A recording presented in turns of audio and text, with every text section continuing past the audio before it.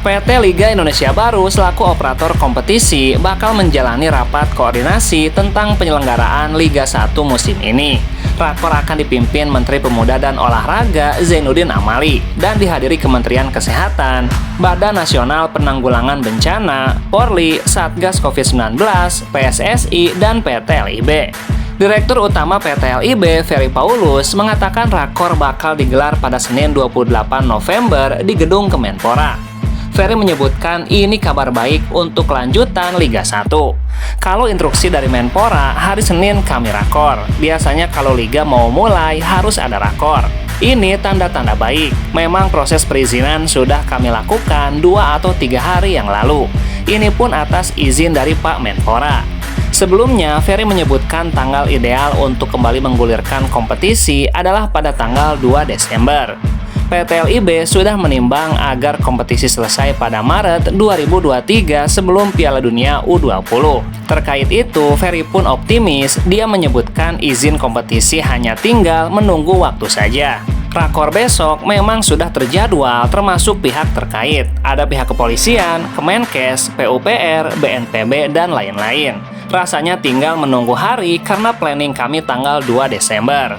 Kalau rakor besok tanggal 28 dan kick off tanggal 2 itu sudah cukup ideal tuntasnya.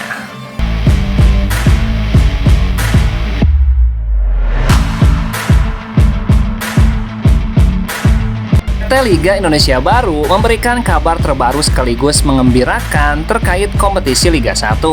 Direktur Utama PT LIB, Ferry Paulus, menjelaskan Liga akan dilanjutkan dengan format gelembung selama 6 pekan. Rencananya, lanjutan kompetisi Liga 1 akan digelar di Yogyakarta dan Jawa Tengah mulai tanggal 2 Desember. Untuk putaran pertama ini, kami rencananya menghabiskan dengan sistem gelembung atau sistem bubble dahulu, selama 6 pekan. Sementara format kandang dan tandang akan kembali diterapkan pada putaran kedua Liga 1 musim ini. Kalau untuk putaran kedua baru kembali lagi dengan sistem kandang dan tandang, mulai dari pekan ke-18 sampai pekan ke-34. Terkait surat resmi kelanjutan Liga 1 akan menunggu rakor yang akan dilaksanakan di Gedung Menpora pada Senin 28 November mendatang tuntasnya.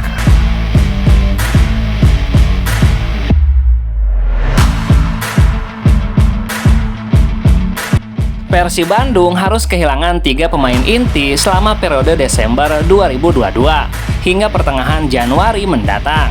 Maklok, Ricky Kambuaya dan Rahmat Irianto dipanggil Timnas Indonesia arahan Sintayong.